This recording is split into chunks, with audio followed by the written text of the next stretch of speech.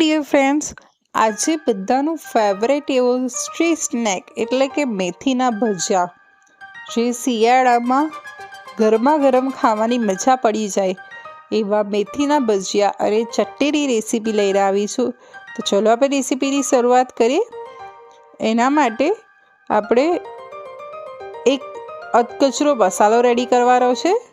તેમાં આપણે ધાણા, મરી, વલિયારી એ બધાની અધકચરા જરા વાટી લઈશું. આ રીતનો મસાલો પ્રિપેર કરી લઈશું. હવે એક બાઉલમાં મેથી લીધી છે,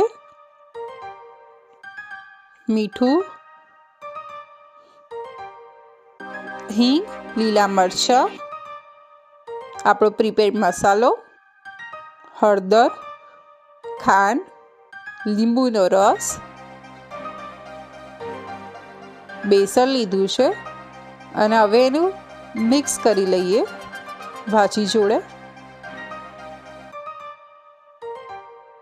હવે એને પાણી લઈને આ ટાઈપનું બેટર રેડી કરી દઈએ. હવે મીડિયમ હોટ ઓઇલ પર આપણે ભજીયા તેલમાં પાડી લઈએ.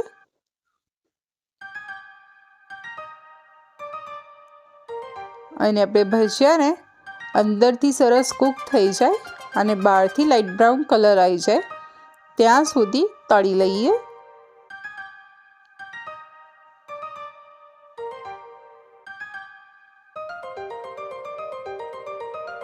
તમે જોઈ શકો છો કે આપણા ભજીયા સરસ તળાઈ ગયા છે. હવે એને સાઈડ કરી લઈએ.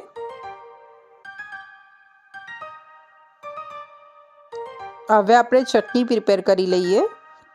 એના માટે બેસન લીધું છે, એમાં પાણી લઈ અને એને સરસ વિસ્ક કરી લીધું છે.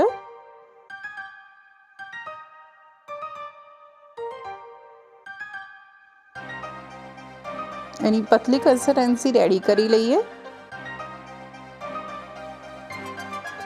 આ ટાઈપની કન્સિસ્ટન્સી રેડી કરી દીધી છે.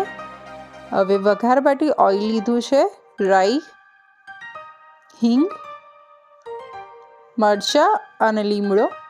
આપણે પ્રિપેર બેસન રેડી જે સ્લરી બનાવી હતી એ, હળદર, લીંબુના ફૂલ,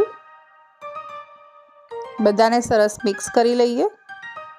ખાંડ, મીઠું અને આને સરસ 2 થી 3 મિનિટ માટે કૂક કરી લઈએ. તો આપણી મેથી ભજીયા સાથે ખાવાની ચટણી રેડી થઈ ગઈ છે. તો આપણે એને સર્વ કરી લઈએ. તળેલા મરચાં, ડુંગળી અને આપણી જે પ્રિપેર્ડ ચટણી બનાવી એના સાથે મેથીના ભજીયા રેડી થઈ ગયા છે. તમે બી તમારા ઘરે ચોક્કસથી બનાવજો ને તમારા ફેમિલીને આ રેસીપી કેવી લાગી એ મને ચોક્કસથી જણાવજો. તો મારા વિડીયોને લાઈક અને સબસ્ક્રાઈબ કરવાનું તો સહેજ